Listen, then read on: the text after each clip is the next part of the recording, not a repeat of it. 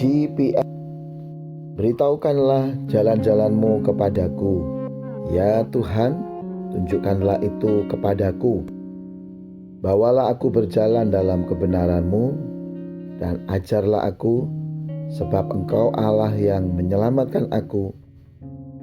Engkau ku nanti-nantikan sepanjang hari. Mazmur 25 ayat 4-5. Di era digital, kehadiran GPS alias Global Positioning System membuat proses navigasi jadi jauh lebih mudah. Pengguna gadget bisa langsung menentukan lokasinya secara instan dan akurat. Dengan aplikasi GPS dapat membantu kita menunjukkan arah jalan ketika kita bepergian ke suatu wilayah yang belum pernah kita kunjungi sebelumnya, atau saat kita harus mencari lokasi atau alamat tertentu. GPS juga dapat memberikan petunjuk rute jalan yang bisa membantu mempercepat proses pencarian.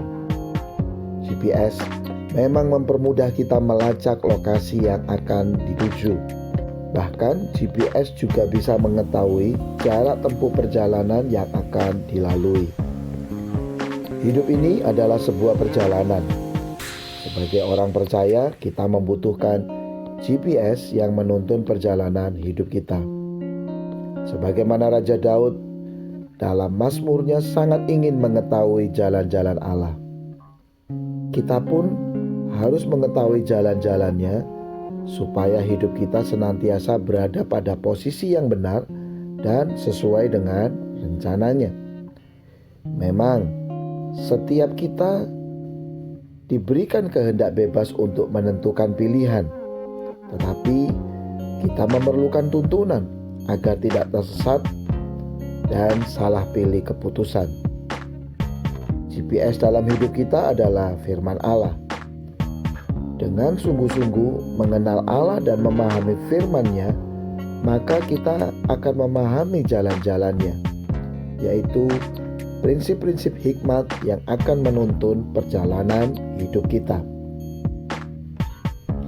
Memang tak sedikit pula pengguna aplikasi GPS yang justru malah tersesat dan nyasar. Salah satu penyebabnya adalah gadget yang digunakan tidak mendapat jaringan yang cukup atau tidak terkoneksi dengan server.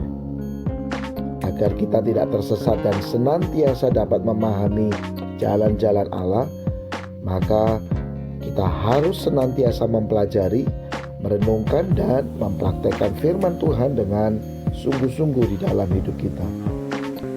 Kita juga harus memiliki hubungan yang intim dengan Tuhan dan senantiasa terhubung dengannya, serta sungguh-sungguh ingin dipimpin ke dalam jalan-jalan Allah yang benar. Kita harus menaruh harap hanya kepada Allah saja sepanjang hari dan tunduk kepada Allah dengan rendah hati. Karena Ia membimbing orang yang rendah hati menurut hukum, dan Ia mengajarkan jalannya kepada orang-orang yang rendah hati. Mazmur 25 ayat yang ke-9. Dosa adalah halangan untuk mengenal Allah dan jalan-jalannya.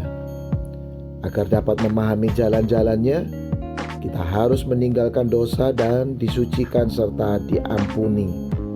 Mengenal Allah dan jalan-jalannya mungkin membawa kita kepada penderitaan dan kerugian yang mungkin tidak kita alami kalau kita tidak mengikuti Dia.